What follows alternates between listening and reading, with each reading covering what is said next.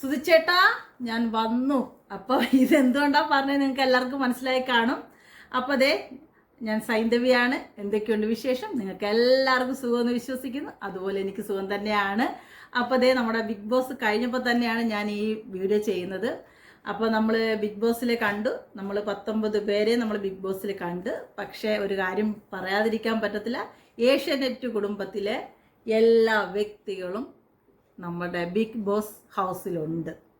കാരണം നമ്മൾ മിക്ക പരമ്പരകളിലും ഡെയിലി കണ്ടുകൊണ്ടിരുന്ന ഫേസ് തന്നെയാണ് ഇപ്പോൾ നമ്മുടെ ബിഗ് ബോസ് ഹൗസിൽ വന്നിരിക്കുന്നത്.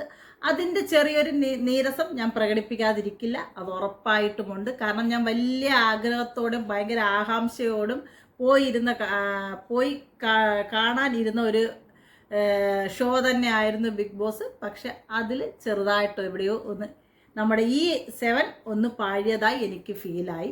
ഫസ്റ്റ് ഞാൻ പറയാം, ഫസ്റ്റ് വന്ന സമയത്തിൽ ഞാൻ കണ്ടപ്പോൾ നമുക്കറിയില്ല. അനീഷ് തറയിൽ എന്ന് പറയുന്ന വ്യക്തി, തൃശ്ശൂരിൽ നിന്ന് വന്ന ആ വ്യക്തിയെ നമുക്കറിയില്ല. എനിവേ ഓക്കെ, പുള്ളി എഴുത്തുകാരനെന്നൊക്കെ പറഞ്ഞ് പരിചയപ്പെടുത്തി, ഓക്കെ കയറി.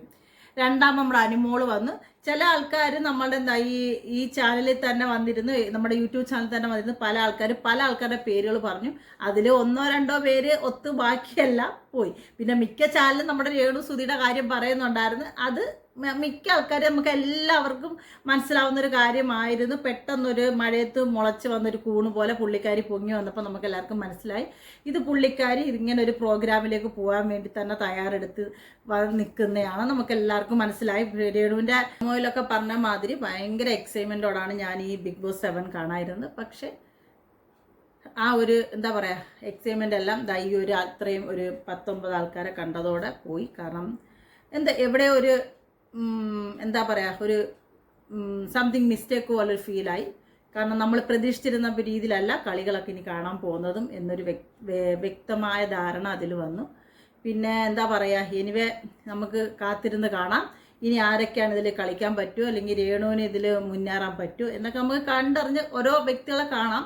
പക്ഷെ എന്നാലും ഞാൻ പറയുകയാണ്, ഞാൻ ഈ സീസൺ 7 കാണും. തീർച്ചയായിട്ടും ഇതിൻ്റെ ഓരോ റിവ്യൂ ഞാൻ പറയാതിരിക്കാൻ പറ്റത്തില്ല. തീർച്ചയായിട്ടും ഞാൻ പറഞ്ഞിരിക്കും. പക്ഷേ ഫസ്റ്റത്തെ ആ ഒരു എന്താ പ്ലാറ്റ്ഫോമിൽ അല്ലെങ്കിൽ ആ ഒരു ഇതിൽ ആ ഒരു ബിഗ് ബോസ് ഹൗസിൽ ഫസ്റ്റ് കല്ലുകടി എനിക്ക് ദഹിക്കാതെ പോയ ഓരോരു വ്യക്തിയോട് നമ്മുടെ അനീഷ് തറയിൽ പറയാതിരിക്കാൻ പറ്റത്തില്ല.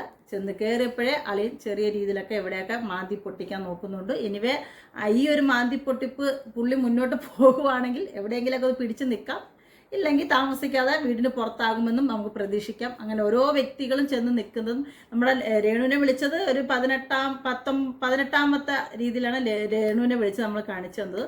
പക്ഷേ രേണു പോകുന്നതിന് മുമ്പും ഒരു വീഡിയോ പബ്ലിസിറ്റി ആക്കിയിട്ടാണ് പോയത്, നമ്മളെ പറ്റിക്കുന്ന മാതിരി. ഞാൻ ബിഗ് ബോസിൽ അവസരങ്ങളിൽ ഞാൻ എൻ്റെ വീട്ടിലെ ചേച്ചിയോടൊപ്പം ഇരിക്കുന്നതെന്ന് പറഞ്ഞിട്ട് രേണു ചെന്ന് നിന്നത് ചേച്ചിയും രേണുവും കൂടെയാണ് നിന്നത്. എനിവേ രേണു അത് കളിക്കാൻ പോയെങ്കിൽ നല്ല രീതിയിൽ കളിക്കട്ടെ, നമുക്ക് കണ്ടിരുന്ന് കളി കാണാം എന്ന് തന്നെ പറയാം. അല്ല പിന്നെ എന്ത് പറയാനാണല്ലേ. അപ്പോൾ നമ്മൾ നമ്മുടെ യൂട്യൂബിൽ വന്നിരുന്ന് നമ്മളുടെ ഈ ഓരോ ആൾക്കാർ ഇറക്കി വിട്ടിരുന്നല്ലോ, ഇന്ന വ്യക്തി.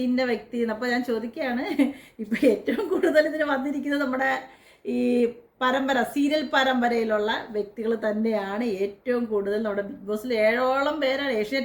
ഏഷ്യനെറ്റ് എന്ന് പറയുന്ന ഒരു കുടുംബം, അതിൽ ഉണ്ടായിരിക്കുന്ന ആൾക്കാരാണ് ഏറ്റവും കൂടുതൽ അവിടെ ഗെയിം കളിക്കാനായിട്ട് ബിഗ് ബോസ് ഹൗസ് എന്ന് പറഞ്ഞ ഹൗസിലേക്ക് കാലെടുത്ത് വെച്ചിരിക്കുന്നത്. അവിടെയുള്ള ആൾക്കാർ തന്നെയാണ്. നമ്മളൊരു സീരിയൽ പരമ്പര പോലെ തന്നെ നമുക്കിനി ബിഗ് ബോസ് കാണാം. എല്ലാം അഭിനയങ്ങളും എല്ലാ കാര്യങ്ങളും നമുക്കിനി കണ്ട് നേരിട്ടറിയാം. നമുക്ക് അതുപോലെ തന്നെ നമ്മുടെ ലാലേട്ടൻ 3 കോസ്റ്റ്യൂം മാറിയിട്ടുണ്ട്. അത് ലാസ്റ്റത്തെ കോസ്റ്റ്യൂം എനിക്ക് അത്ര അങ്ങോട്ട് പിടിച്ചില്ല. ബാക്കി 2 കോസ്റ്റ്യൂം ഓക്കെയാണ്. ഉള്ളതുപോലെ തന്നെ പറയണമല്ലോ. ലാസ്റ്റത്തെ കോസ്റ്റ്യൂം എങ്ങും എത്താത്ത രീതിയിലായിപ്പോയി. ബാക്കി 2 കോസ്റ്റ്യൂം നമുക്ക് ഉൾക്കൊള്ളാം. പിന്നെ അതുപോലെ എന്താ പറയുക, അതിലോരോ വ്യക്തികളിട്ടുണ്ടെന്ന കോസ്റ്റ്യൂമൊക്കെ ഞാൻ ശ്രദ്ധിച്ചതാണ്. പക്ഷേ ചിലതൊക്കെ കൊള്ളാം, ചിലതൊക്കെ പൊട്ട ഫ്ലോപ്പ് എന്ന് തന്നെ പറയാതിരിക്കാൻ പറ്റത്തില്ല. ഇനി എന്തിന് നമുക്ക് കണ്ടിരുന്നു നമുക്കിനി ഓരോരോ എപ്പിസോഡുകൾ കാണാം. ഇന്ന് 10:30 മുതൽ ഇനി ലൈവാണ്. ലൈവിലും എന്തൊക്കെയാണ് കാണാൻ പോകുന്നത് ഞാൻ നിങ്ങളോട് ഷെയർ ചെയ്യാം.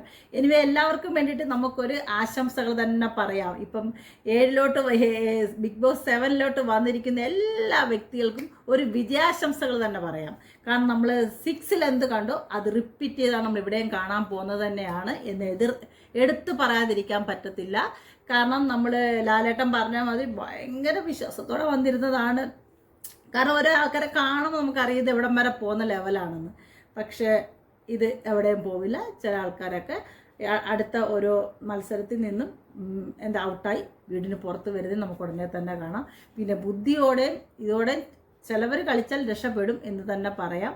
കാരണം ഏറ്റവും കൂടുതൽ നമ്മളുടെ പുറത്ത് നമ്മുടെ ഈ ഹേറ്റേഴ്സ് മേടിച്ച് കൂട്ടിയ വ്യക്തികളാണ് പുറത്തുനിന്ന് വന്നേക്കുന്ന അങ്ങും ഇഞ്ഞും പൊട്ടി വീണിരിക്കുന്നത്. കാരണം നമ്മളെപ്പോഴും ഒരു കറി കൂട്ടുമ്പോൾ അതിൽ കടു വറുക്കുമ്പോൾ കുറച്ച് കടു ഇടുമല്ലോ, അതുപോലെ അങ്ങും വീണ് പൊട്ടുന്ന മാതിരിയേ ഉള്ളൂ പുറത്തുനിന്ന് ആൾക്കാർ ഇവിടെ വന്നിരിക്കുന്നത്. ബാക്കിയെല്ലാം ഏഷ്യനെറ്റിന് വേണ്ടി തുടങ്ങിയിരിക്കുന്ന ഒരു പുതിയ പരമ്പര ഇല്ലെങ്കിൽ റിയാലിറ്റി ഷോ എന്ന് നമുക്ക് പറയാം. അപ്പം നമുക്കിത് വെയിറ്റ് ചെയ്ത് നമുക്ക് ഓരോരോ എപ്പിസോഡിൽ കണ്ട് നമുക്കിതിനെക്കുറിച്ച് പറയാം. ഓക്കെ, അപ്പോൾ ഇന്നത്തേക്ക് ഇതാണ് പറയാനുള്ളത്. അടുത്ത ഉടനെ ഒരു വീഡിയോ ആയിട്ട് ഉടനെ വീണ്ടും വരും. അപ്പോൾ ഓക്കെ, ബൈ ബൈ, ടാറ്റ.